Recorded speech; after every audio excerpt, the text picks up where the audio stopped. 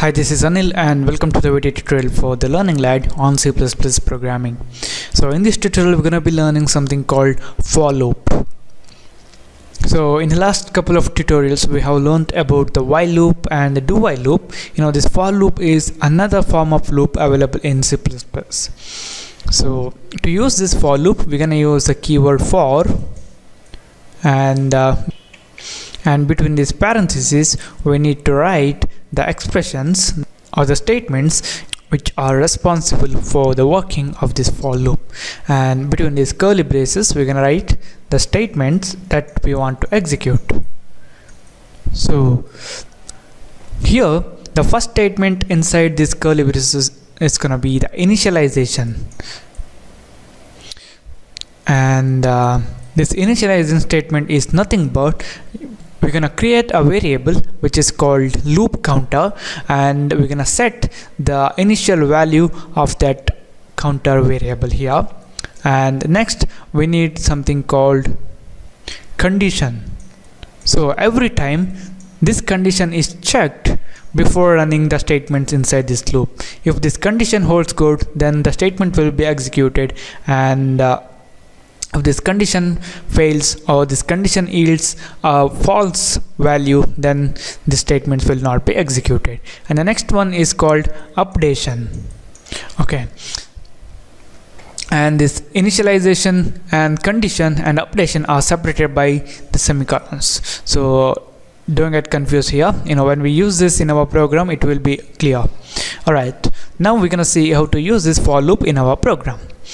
So as I told you in the while loop tutorial, if you guys wanted to print some message, let's say 30 or 50 times, at that time you can't really write the statements 30 or 50 times. What you guys can do is you guys can write the statement only once and make the compiler to execute the statement as many times that you want. So here for the demonstration purpose I'm going to create a variable and I'm going to call it as counter, and we're going to initialize it later. And next we're gonna write the for loop. So it's gonna be for keyword and then pair of parentheses and then pair of curly braces, and between these curly braces our statement will be there. And here inside this parentheses we need to write the initialization. So this initialization is nothing but initializing the loop counter variable. We're gonna initialize this counter variable here, so it's gonna be counter equal to 1, and also remember to add the semicolon here. Next we need to write the condition or the expression which will be evaluated to check whether we have to execute the statements inside this loop or not.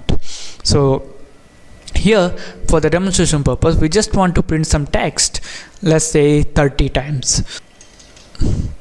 So here we're gonna write counter less than or equal to 30. That's because we want to execute the statements inside this loop till this counter variable is going to contain a value of 30, and when it becomes 31 at that time this expression is going to fail, and the control will come out of this loop. And next add a semicolon, and next we need to write something called updation. So as I told you in the while loop tutorial, if we don't update our counter variable or this loop counter variable then our program will be in infinite loop. That's why we need to make sure that at some point this condition or this expression will evaluate to false. So we're gonna write counter plus plus. So this initialization, condition and the updation, and inside this loop we're gonna write the statement that we want to execute.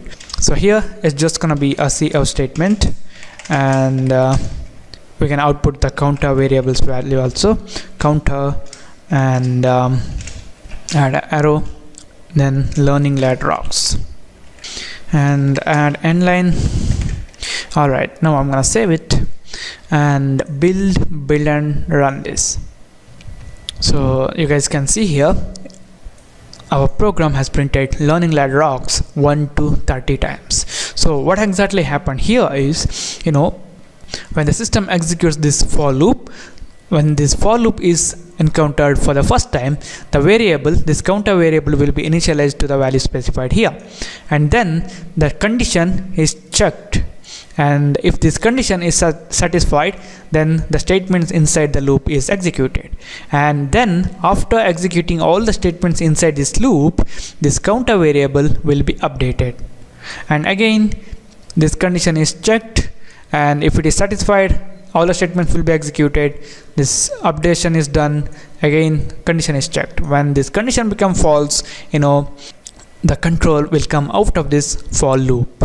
And another thing is, if you guys want to create this variable here inside this for loop, you guys can do that while initializing. So I'm gonna remove this here, and I'm gonna write int counter, no problem. But if you create this variable here, then this variable counter is available only inside this for loop, so you can't refer this variable counter outside this for loop. Just remember that. And also here in updation, you guys don't need to increment it every time. It may be decrement, or if you guys want to add any number to this value, you guys can do that, but it must be updation process, which is gonna cause this expression to fail at some point. Alright guys, now I'm gonna save this, build and run this, so you guys can see our program has executed as it was doing before. And the last thing that I want you guys to teach in this tutorial is, let's say if you guys want to create an infinite loop, at that time what you guys can do is, you guys can remove all these statements and leave the initialization blank, add a semicolon, leave the condition blank, then add a semicolon. That's it. If I run this program, this is gonna be an infinite loop. So I'm gonna delete the counter variable here because we haven't declared it, and also I'm gonna remove this arrow. I'm gonna save it, build and run this, and when I run this program, the program will not stop just because this is a infinite loop. Build and run. So you guys can see here, my program is not stopping. It's in infinite loop. So this is it guys, this is about the for loop in C++. Thank you for watching, and don't forget to subscribe. If you guys have any doubt, don't hesitate to ask us, and like our Facebook page at facebook.com/learninglad, and I'll see you in the next tutorial.